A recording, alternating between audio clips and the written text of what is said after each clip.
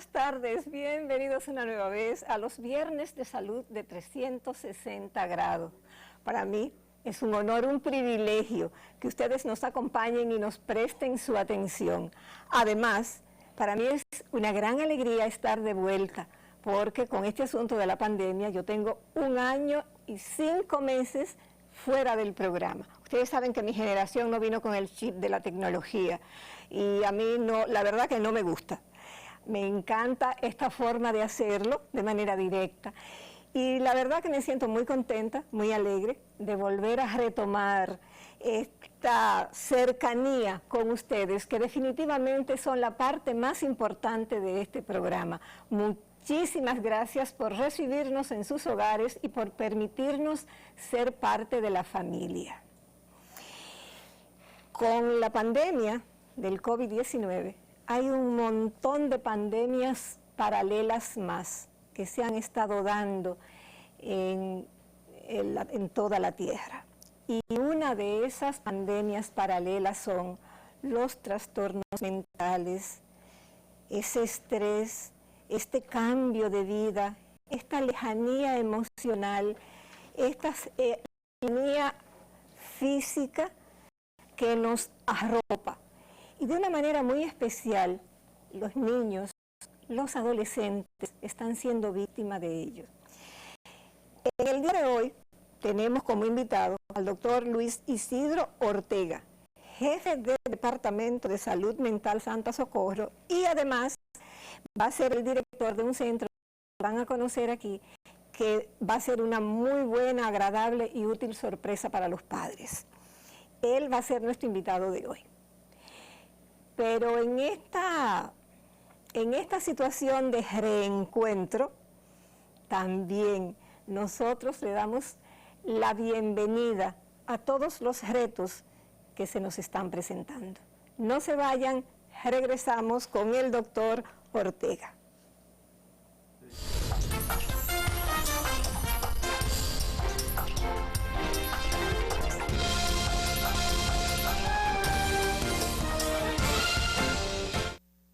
Gracias por estar ahí, por esperarnos. Muchísimas gracias por su atención. Como le dijimos en la presentación del programa, hoy vamos a hablar sobre los trastornos psiquiátricos en niños y adolescentes.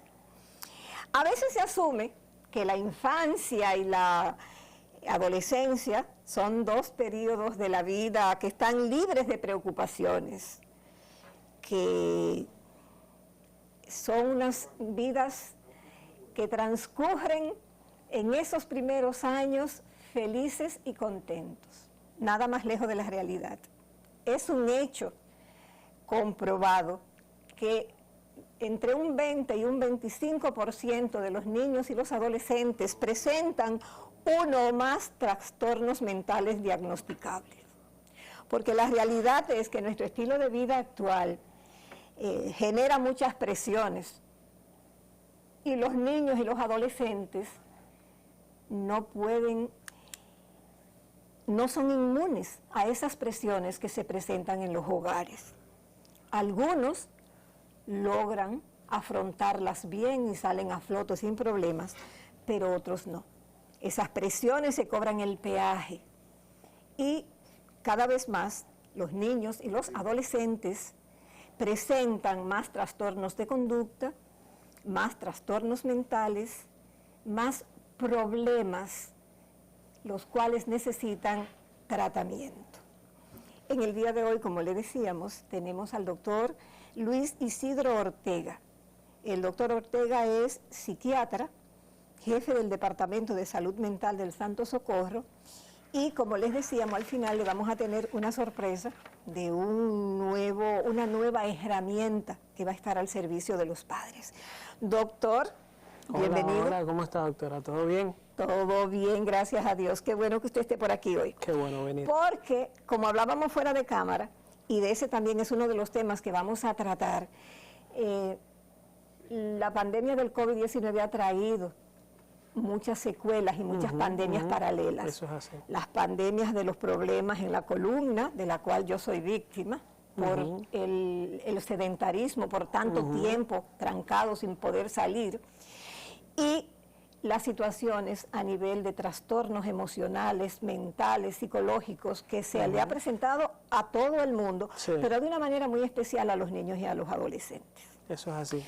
Vamos a comenzar inmediatamente yendo de lo general para luego ir a lo particular, doctor. ¿Cuáles son los trastornos psicológicos, mentales, psiquiátricos más comunes en los niños y en los adolescentes? Bien, en general, antes de la pandemia, los trastornos de ansiedad, los trastornos de conducta, el déficit de atención, sabemos que son los que más inciden en los niños y adolescentes. Eso estamos hablando antes de la pandemia. La pandemia ha, como ya usted dijo, triplicado o casi cuadriplicado la cantidad de pacientes y de niños que están teniendo algún tipo de síntoma que le altera su estabilidad mental.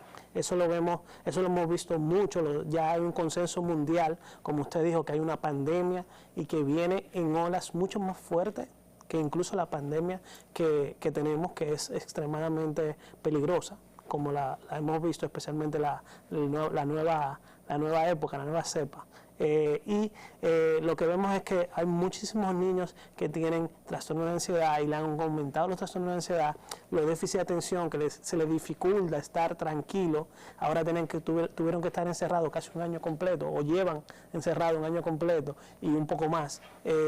Los trastornos autistas, que aunque no son los más frecuentes, son muy complicados de llevar cuando les cambian las situaciones de rutina, y muchas veces se autoagreden y es muy complicado tenerlo en la casa todo el tiempo sin ayuda terapéutica, porque ese es otro problema.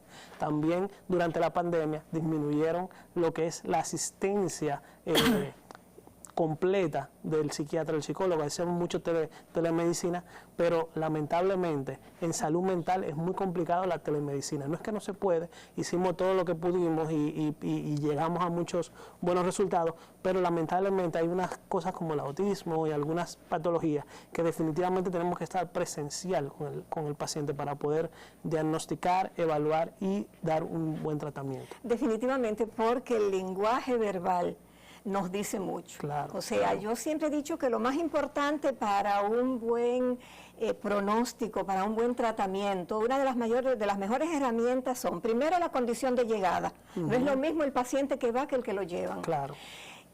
Una buena historia clínica, eso es vital. Pero esa empatía que solamente se da cuando usted y yo podemos mirarnos a los ojos, vernos, y el lenguaje corporal. Sí. Eso a veces, usted está diciendo una cosa con la boca y su lenguaje corporal está diciendo otra. Sí, los psiquiatras probablemente el 70% de lo que diagnosticamos, no lo diagnosticamos hablando con la persona, sino viendo la conducta del paciente, cómo camina, cómo entra, cómo se expresa, qué manerismo, qué movimiento hace, cómo pone sus manos, qué tal se sienta, cómo muchas veces cuando entramos los padres y los hermanos, cómo interactúa ese niño en la entrevista, nos dice un montón de cómo vamos a diagnosticarlo. Incluso el gesto de cercanía, de rehuir, eso es un filón. Sí. Usted que decía, doctor, que hablaba de los niños del espectro autista. Hay una gran población de niños autistas, de niños especiales. ¿Cómo en su experiencia se han agravado ahora? Bueno, la conducta de encerramiento, y ya de por sí, recuérdese que entre los componentes del problema de autismo está el problema de socialización, el problema de socialización y comunicación. Y aquí nos están diciendo que socialicemos menos, que contactemos menos. Entonces, prácticamente, una de las conductas que nosotros tratamos de evitar en los autistas, el momento actual lo está reforzándoselo. Entonces, eso lo vemos mucho en los colegios, que muchos niños autistas van muy bien en los colegios, cuando iban con los compañeros, cuando estaban haciendo sus terapias a nivel escolar, y luego que vino la pandemia hicieron un retroceso muy amplio. ¿Por qué? Porque ya no están yendo a sus compañeros, los terapeutas tienen que estar en telemedicina y no es lo mismo. Entonces, ese contacto que ellos necesitan, porque es parte de su mejoría, no lo han tenido, e incluso la sociedad se lo está recalcando, porque es una cuestión de salud. Okay. Entonces, eso lo hemos visto en incremento con las conductas autolesivas, con la conducta heteroagresiva, la hiperactividad. Conducta heteroagresiva es cuando agreden a alguien, autolesiva es cuando se agreden ellos mismos. La misma ansiedad, ellos presentan mucha ansiedad, mucha hiperactividad y más cuando están nerviosos, porque uno de los otros componentes es la comunicación. La mayoría tienen problemas de cómo comunicarse. No es que no saben hablar, hay muchos que saben hablar, pero no saben comunicar, que son cosas diferentes. Entonces, el problema es que con este problema de la pandemia también retrocedieron a nivel de comunicación. Cuando no pueden comunicar lo que sienten, entonces comienzan a decir como puedan lo que quieren. Y si es agrediendo a alguien para decir que tienen hambre o que se sienten cansados o quieren salir, pues hacen eso. Hasta que nosotros no podemos dar una terapeuta adecuada, donde ellos se puedan comunicar y decirnos exactamente lo que quieren decirnos, pues entonces siempre producen esta conducta alterada. Los adolescentes. Hablamos de los niños, ahora un poquitín de hablar de los adolescentes. Los adolescentes están en la etapa en que son muy grandes para ser niños, pero son muy niños para ser adultos. Sí. Y a veces los adultos queremos tratarlos como niños y que ellos reaccionen como adultos. Y eso trae una serie de situaciones bastante difíciles en los hogares. Eso es así. Esa situación en que el adolescente está buscando su lugar en el mundo, el adolescente está buscando su lugar en la sociedad, está intentando entenderse y comprenderse él mismo.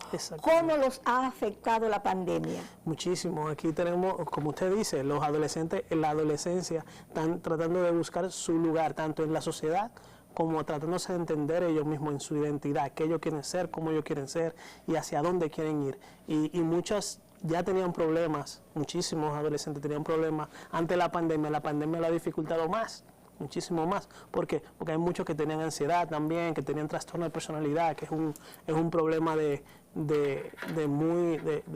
las autoridades de salud a nivel mundial tal vez no le damos la importancia necesaria, porque lo vemos como una manipulación o un problema de emocionales nada más, que se pueden arreglar solos. Los adultos muchas veces piensan eso es la adolescencia, bueno, se le va a pasar, pero la mayoría de veces cuando llega un momento de tanto sufrimiento que el adolescente presenta síntomas, eso quiere decir que no lo va a arreglar solo. Claro. Y se va a quedar marcado y por lo tanto va a disminuir todo en su vida, incluyendo sus relaciones con otras personas, su forma de trabajar, su forma de cómo sentirse con él mismo, y eso trae como consecuencia los problemas de salud mental de la adultez.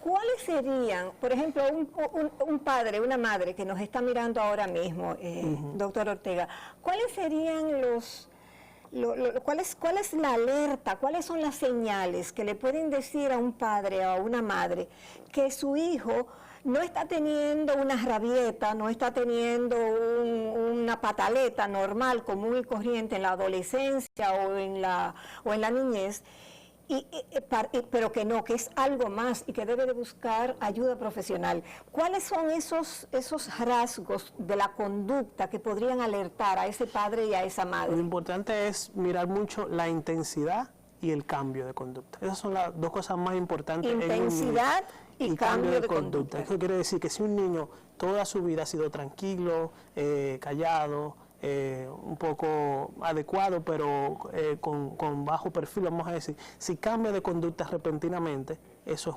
una cuestión de alerta. No un día, no, más tiempo, pero podría ser 5 días, podría ser 2 semanas, dependiendo de qué sea la patología. Pero el cambio de conducta brusco, ahí hay un problema. Algo pasó que ese niño o ese adolescente comenzó a no ser él, vamos a decir. Otra cosa importante es la intensidad de que hacen las cosas. Si usted tiene una discusión con su hijo adolescente y les trae a la puerta, pues esa conducta la mayoría de adolescentes lo hacen, no es ningún problema. Pero si él, además de que le trae a las puertas, cierra la puerta con candado y se corta, eso no es una conducta común. Eso es una conducta importante, es muy intensa la respuesta al problema que está teniendo. Entonces, eso quiere decir que hay que buscar ayuda, que no se va a desaparecer solo, que con usted creer que el tiempo lo va a arreglar no pasa. Lamentablemente lo que hace es que muchas veces se agrava, se solapa y brota luego 10, 4, 5 años después, y entonces los mismos padres y los mismos niños, pero yo no sé qué es lo que le pasa, pero es que él lleva arrastrando un problema de salud mental de hace años, donde ustedes vieron las señales, pero creyeron que se iban a desaparecer. Y lamentablemente, y eso sí lo sabemos seguro, un adolescente o un niño que no es tratado es un problema para la sociedad en el futuro. Nosotros dijimos en la presentación del programa, y no es un cliché, que el público es la parte más importante del programa. Luego, en la segunda parte, vamos a tener preguntas del público, unas preguntas muy interesantes, doctor. Pero hay una pregunta que me enviaron por WhatsApp, 3 personas diferentes. Que por favor, doctora Neri, no deje de preguntarle al invitado de hoy. ¿Son innatos o son adquiridos los trastornos mentales en los niños y en los adolescentes? ¿Qué papel juega la biología, la genética y qué papel la socialización? Eso es súper importante porque yo creo que en los 8 o 9 años que tengo de carrera siempre es la pregunta que nunca se queda. Si es heredado o si es adquirido. Y la verdad es que parte y parte. Okay. No hay ninguna persona que no tenga una base genética que desarrolle una patología mental grave, vamos a decir. Sin una carga genética no la va a desarrollar. Ahora, una persona con carga genética que no tenga el ambiente mal, no va a desarrollar tampoco la patología. Entonces, sabemos que hay una parte genética y una parte ambiental. Se cree, y hay estudios que dicen que es 30-70, 30 de genética, 70 ambiental, otros dicen 10, otros dicen 90. Eso no lo tenemos claro, qué tanto, y en cada patología puede variar, pero definitivamente es el complemento de las dos. Por eso en psiquiatría hablamos de psico-bio-biológico. Okay. No, hablamos de los 3 componentes, no solamente la parte genética, no solamente la parte ambiental, que es la que muchas veces los padres quieren atribuírselo. Cuando quieren atribuírselo a la parte ambiental, nada más se lo atribuyen a ellos, la que le quieren culpar a la parte genética, nada más lo atribuyen a eso. Y como siempre hemos hablado, cuando hay las redes sociales, lo que han hecho es expandir el mensaje. Entonces, personas que son vulnerables genéticamente, llega ese mensaje. ¿Entiendes? Esa persona que tiene una depresión genéticamente, pero no se ha activado, las redes sociales lo activan. Porque llega ese mensaje donde no iba a llegar hace 20 años, no llegaba, porque no había tanta difusión, sino que esa persona tenía ese componente ahí sin activarse. Se quedaba latente. Exactamente. Tenía la condición latente, pero el medio ambiente si no llegaba el no medio, era adecuado para resolverlo. Los niños son grandes manipuladores. Sí, pero no es una cuestión adaptativa, no es malo. No, exacto, pero son grandes manipuladores y mientras más inteligentes, más manipuladores son. Cuando un niño que tiene un coeficiente inteligente alto, que rebasa el promedio, y se da cuenta que con su manipulación puede conseguir cosas, ¿cuál debe de ser la actitud de los padres ante esa situación? Miren, la mejor forma de tratar con un niño, muy inteligente y manipulador es retarlo, es conseguir esa cosa que él necesita, porque ellos lo hacen porque necesitan esa atención, ese reto. Fíjense cómo grandes personalidades, Einstein, Bill Gates, el de Facebook, todas estas personas, cuando eran muy jóvenes, la inteligencia era tan alta que tenían problemas en el colegio, confrontaban a los profesores, confrontaban a los padres porque no veían ese reto, no veían entonces la cuestión no es atacar al niño, sino encontrar la forma de cómo él causar esa inteligencia y esa forma de manipulación, que es una forma adaptativa, siempre y cuando no llegue lo mismo, la intensidad, si no es una idea maliciosa, entonces no es malo que desarrollen esta habilidad, porque esta habilidad constantemente la están utilizando, y si la utilizan, como uno le dice a los superiores, ¿no?, para el bien, está bien que aprendan estas habilidades adaptativas. Lo que pasa es que el padre no puede tenerle miedo a que el niño sea tan inteligente, porque eso es un problema. Muchos padres tienen miedo a que los niños son tan inteligentes y tienen tantas capacidades adaptativas, que le cogen miedo, y lo que hacen es que lo aplastan o lo aíslan, y eso es súper deteriorante para la personalidad de un niño tan inteligente. Pasa mucho con los déficits de atención cuando tienen altas capacidades. que se mueven mucho, son muy inteligentes, los profesores, en vez de ver el potencial de ese niño, lo que hacen es que aplastan su creatividad, aplastan su hiperactividad, su inteligencia, y terminan frustrados los niños. Es así. Los adolescentes. Uno de los grandes trastornos psicológicos, psiquiátricos de los adolescentes es la depresión. Depresión que puede llevar incluso al suicidio. Hay una situación con los suicidios en los adolescentes tan grave, doctor, que usted y yo conversábamos de eso, la tercera causa de muerte. La tercera causa de muerte en la Tierra, entre adolescentes de 15 y 19 años. Sí. Entre 15 y 19 es la tercera causa. ¿Cuál cree usted que es la situación que lleva primero a esa depresión y luego a esa situación al adolescente? Hay múltiples factores de la causa de que llega a esa depresión. Fíjense que uno de los mayores factores es no llevar a ese niño a tiempo. Cuando tenemos un niño que tiene una gripe y lleva 2 días que no duerme y tiene fiebre, lo primero que hacemos es llevárselo al pediatra. Pues en salud mental no pasa eso. En salud mental tenemos a un niño que se aísla, que comienza a dar señales de que tiene una depresión, de que incluso manifiesta de forma verbal que me quiero quitar la vida, no quiero saber de eso. Y lo que hacemos es decir, mira muchacho, quédate por ahí, o lo encerramos, o no te preocupes, tú vas a estar bien, o eso manipulando. Esas son las ideas que tenemos en la salud mental y por tanto, no solamente aquí, eso en el mundo. Y por eso la incidencia tan alta de que niños y adultos mayores, que son los más peligrosos a nivel de cuando tienen una idea de quitarse la vida. Eso es súper importante porque lo primero que hacemos es, como padres, lo primero que hacen es minimizar el pensamiento o tratar de desviarlo. Y eso tenemos que tenerlo en cuenta. Tenemos un síntoma, porque la idea suicida es un síntoma, lo tenemos que ver como un problema, no tenemos que ver como que eso es el final, sino que es un problema que nos está diciendo. Lo que tenemos que tratar ese síntoma para que desaparezca y saber cómo pasó eso. Y a los padres, antes de ir a la pausa, déjenme decirle algo. El mito de que el que se va a suicidar no lo dice es un mito, no es real. Cuando un niño, un adolescente, cuando una persona dice que va a suicidarse, hay que tomarlo en cuenta. Algo anda mal, no es verdad que es un mito.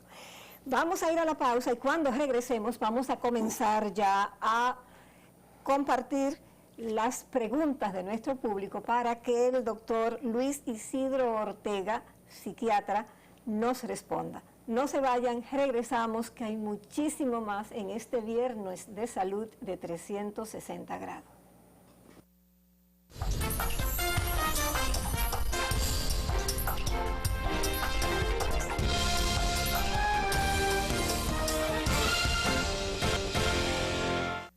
Estamos aquí de vuelta, gracias por la paciencia de esperarnos.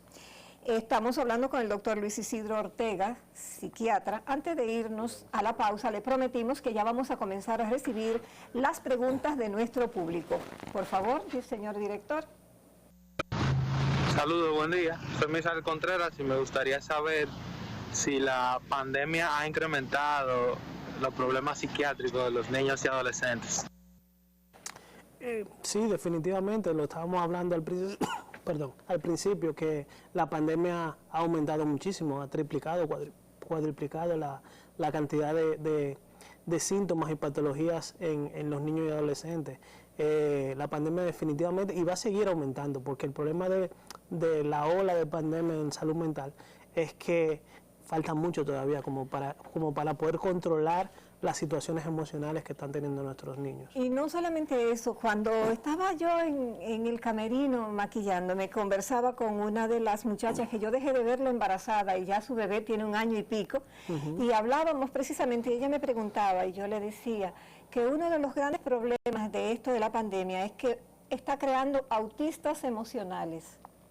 Sí. Está creando niños que se están acostumbrando al distanciamiento social de una forma tal que luego, se me ocurrió en ese momento el término autistas emocionales, no van a saber cómo dar y recibir amor de manera física de manera cercana.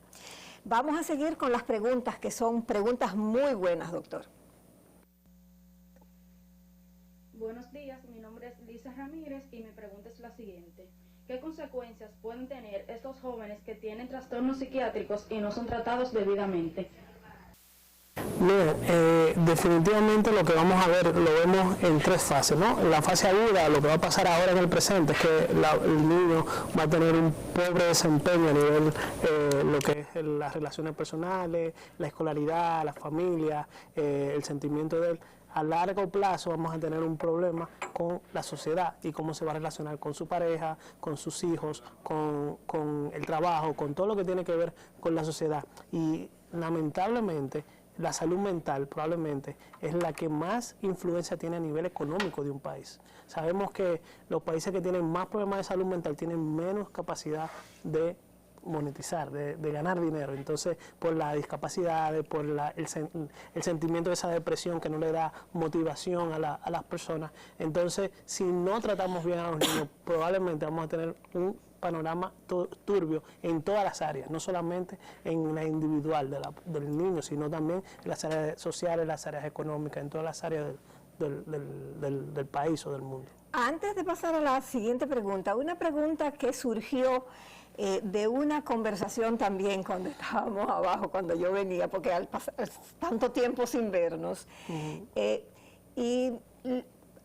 surgió el tema, doctor, las redes, las películas, Netflix, que ahora eso es parte de la vida cotidiana de uno, se habla mucho de los sociópatas y los sociópatas y los psicópatas y los antisociales. Exacto, y los antisociales, pero sobre todo los psicópatas, fue lo que me hizo énfasis la joven de allá abajo. ¿Qué es un psicópata y cuáles son los síntomas que pueden hacer que una persona lo reconozca? Mire, eso es un término de trastorno de personalidad, ¿ok?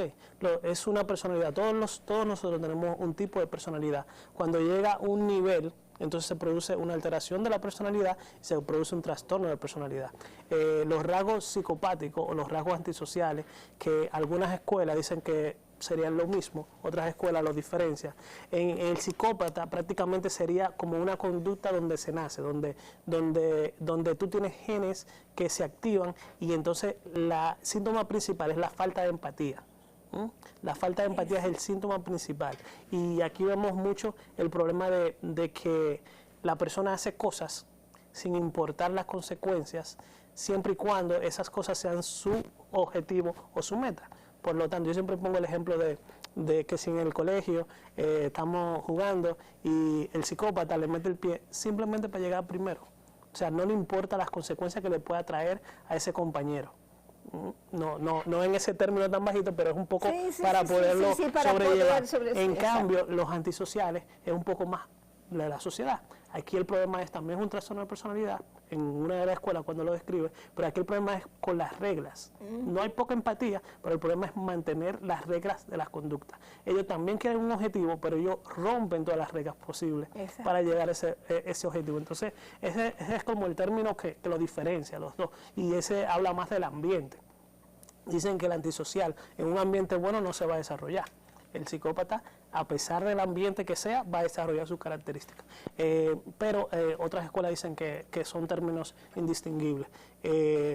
Una u otra, lo importante es saber que hay un problema. Cuando no tenemos empatía, cuando no tenemos esa relación con los otros, hay un problema. Entonces, lo que hay que trabajarlo, porque tanto los psicópatas, y eso es un mito, los psicópatas y los antisociales, aunque son difíciles de tratar, se pueden tratar y pueden manejar sus emociones y pueden controlar y ser mucho más empáticos y ser mucho más adaptados a la sociedad, si es que, porque no todos los antisociales o psicópatas están en la cárcel, muchos están en empresas, son políticos, y no quiere decir que que tienen sus problemas, ¿no?, de relación, no quiere decir que están tan mal como para ir al psiquiatra, ¿no? Al psicólogo casi siempre sí, pero al psiquiatra no. Vamos a seguir con las preguntas del público, por favor. Buenas, ¿cómo puedo saber si mi hijo adolescente tiene un trastorno psiquiátrico o está pasando por alguna etapa? Buenas, ¿cómo puedo saber si mi hijo adolescente tiene un trastorno psiquiátrico o está pasando por alguna etapa? el síntoma o la conducta que está alterada o si ha cambiado de repentino. Los adolescentes hacen unos cambios muy repentinos de conducta cuando hay un trauma, cuando hay alguna ansiedad. Ellos comienzan o se aíslan totalmente o lo que hacen es al revés, ¿no? Que se ponen extrovertidos, hablan mucho y los padres los notan de una vez. O sea, los padres que están atentos y que sí le importa mucho, porque hay muchos padres que son muy indiferentes, pero lo que sí le importa se dan cuenta. Él no era así. Él no hacía eso, él hacía tal cosa. Entonces, ese cambio de conducta es importantísimo que lo evaluemos primero nosotros, veamos la intensidad para poder describírselo a un profesional y ver a qué magnitud tenemos que tratarlo. No siempre hay que medicarlo, eso es importante. No siempre hay que medicar a los pacientes. Vamos a seguir con la pregunta del público, por favor. Hola, ¿cómo se relacionan las drogas con la agudización o empeoramiento de los trastornos psiquiátricos? Las drogas es un problema a nivel mundial. ¿Por qué? Porque primero la difusión en una parte de la sociedad la ha normalizado y trae muchas consecuencias siempre y cuando no podamos describir qué es lo que pasa con la droga. Aquí se utiliza mucho la heroína. En Estados Unidos ahora mismo está un problema de adicción de la heroína, es una epidemia ya en cuanto a las muertes por heroína. En nuestro país la juca es un problema. Digan lo que digan mis amigos, que lo quiero mucho a todos, pero la juca trae muchos problemas de salud a nivel respiratorio. Entonces tenemos que tener en cuenta que las drogas sí exacerban y sí traen problemas a nivel de salud mental. Las drogas, sí. Definitivamente las drogas pueden ser el desencadenante. Ahí activador. Droga y trastornos psiquiátricos son dos cosas que pueden ser una bomba de tiempo. Seguimos, por favor, con las preguntas del público. Hola, mi pregunta es cómo debo tratar a un niño o a un adolescente que haya sido diagnosticado con un trastorno psiquiátrico. Eso es muy importante, saber que los trastornos psicológicos y psiquiátricos no deben ser tratados por una sola persona, debe ser un equipo de personas que trabaje. La mayoría se pueden contar con los dedos los que se trabajan una sola persona. Debe ser un psiquiatra, un psicólogo, si hay que entrar un neurólogo se entra, si hay que entrar un terapeuta ocupacional, si hay que entrar, porque además cada psicólogo, como los psiquiatras, también se especializan en áreas. Terapia cognitiva conductual, terapia dialéctica conductual. Hay muchísimas formas de cómo tratar a cada patología. Entonces es muy importante saber que primero una sola persona muchísimas veces le va a quedar corto a la enfermedad y hay que trabajar conjuntamente y el todo, no solamente al paciente, también a los padres, a los familiares. Hay que trabajar todo porque es la única forma que vemos los resultados mejores. No, definitivamente esos son problemas que son multisectoriales, que dependiendo también de cada caso en particular. Es una pregunta bastante amplia porque dice mi hijo, el doctor Héctor Armando Balcácer Esteves, saludito para ti muchacho, que definitivamente no hay enfermedad, hay enfermos. Entonces depende de cómo sea la situación especial de cada uno. Seguimos con las preguntas del público, por favor. Buen día, mi pregunta es la siguiente. ¿Qué factores nos podrían ayudar a prevenir el desarrollo de estos trastornos en niños y adolescentes? Lo más importante es la prevención. La prevención es tratar de emocionalmente ser estable en la casa, ¿ok? Entonces, y tener pendiente siempre el equipo multidisciplinar que va a trabajar. Y los padres, que los papás estén de acuerdo, que el padre y la madre sean un equipo, que uno no diga una cosa y el otro haga la otra. Eso es determinante. Eso es así. Les está hablando las experiencias múltiples que hemos tenido. Hay que tener bien claro eso. Los niños, los adolescentes aprovechan cualquier cosa, doctor, cualquier cosita, cualquier desvío. Entonces hay que formar un equipo a prueba de la astucia del muchachito que estemos tratando. Por favor, seguimos con las preguntas. Hola doctora, quisiera saber cuáles serán las responsabilidades del psiquiatra, de niños y adolescentes y de otras personas en el equipo de tratamiento. Depende mucho del diagnóstico. Yo creo que lo más importante en el psiquiatra es el diagnóstico asertivo y después poder derivar a las personas que van a tratar cada uno de los síntomas o del conjunto de padecimientos. Entonces, yo creo que lo más importante es el psiquiatra saber hacer un diagnóstico correcto, lo más correcto, pues no siempre lo podemos hacer, pero lo más correcto posible. Vamos a, antes de la siguiente pregunta, doctor, brevemente, porque no podemos tratar este tema y pasar por alto el asunto de los trastornos alimentarios, que es un tema tan amplio que hablábamos fuera de cámara de que vamos a hacer un programa luego solamente sobre eso. Pero los trastornos alimentarios antes eran cosas de niñas, de Twiggy. ¿Realmente se mantiene esa situación? No, hemos visto cómo los adolescentes, los niños masculinos le han comenzado a caer atrás a las niñas. Vemos mucha incidencia tanto de anorexia, de bulimia en adolescentes varones y también de atracones y obesidad, que creemos que el trastorno de alimentación solamente son los que no comen. Los que comen mucho, demasiado, también es un trastorno de alimentación. Y lamentablemente en la adolescencia muy poco se puede resolver con la famosa cirugía bariátrica, por ejemplo, o con la introducción de alimentos obligatorios en la mujer. Vamos con otra pregunta del público, por favor, si nos pueden poner una detrás de otra rapidito. Ya creo que quedamos. Buenas tardes, doctora. Mi interrogante es la siguiente. ¿Se nace con trastornos psiquiátricos o se adquiere con los años? Y creo que sí, que ya la hemos contestado, que tiene un porcentaje tanto genética como ambiental. Doctor, ya el tiempo en buena compañía pasa muy rápido. Lo que nos queda, un minuto. Por favor, en 30 segundos sus recomendaciones. La recomendación es que estén pendientes de lo que tiene que ver lo que tiene que ver la salud mental de nuestros niños, todo el tiempo. Tenemos que estar pendientes porque es una inversión lo que estamos haciendo. Lo que hagamos ahora se va a reflejar dentro de 5 o 10 años. El adolescente que tratemos adecuadamente no necesariamente tiene que ser ir al psiquiatra, pero sí estar pendiente de lo que necesitan nuestros niños a nivel emocional. No solamente en la parte económica tenemos que estar pendientes, tenemos que estar muy pendientes porque es más importante la parte emocional. En este caso de la pandemia específicamente, ¿qué usted le dice a los padres con asunto de los adolescentes específicamente para mantenerlos en la casa? ¿Cuál es la actitud que deben de tener los padres? Miren, en la pandemia funcionó mucho y lo hablé con el doctor Balcácer cuando vine aquí en medio de comenzando la pandemia sobre las burbujas sociales. O sea, es muy importante, como ya usted dijo, que tengan contacto con personas, pero hay que hacer una estrategia para tener el menor riesgo posible por el virus. Entonces, burbujas sociales son un grupo de 2 familias o 3 familias se reúnen regularmente, pero a ellos, aislados, para que el virus no pueda introducirse, pero ellos tienen contacto con personas, no están totalmente aislados. Eso es muy importante para el desarrollo de los niños. Hay muchísimas estrategias que tenemos que hacer. Lo mismo que usted estaba hablando sobre los diferentes tipos de pandemias, hay que hacer ejercicio. Vemos el aumento de peso y obesidad en nuestros niños ha incrementado muchísimo. Además de los problemas de articulación, los autistas que necesitan estimulación, hemos visto cómo retroceden a nivel de estimulación neurosensorial. Incluso se han hecho estudios de cómo es tan importante esto y cómo ha ido retroceso en nuestra pandemia. Entonces, lo que hay que hacer es tratar de ser lo más normal en la anormalidad que tenemos.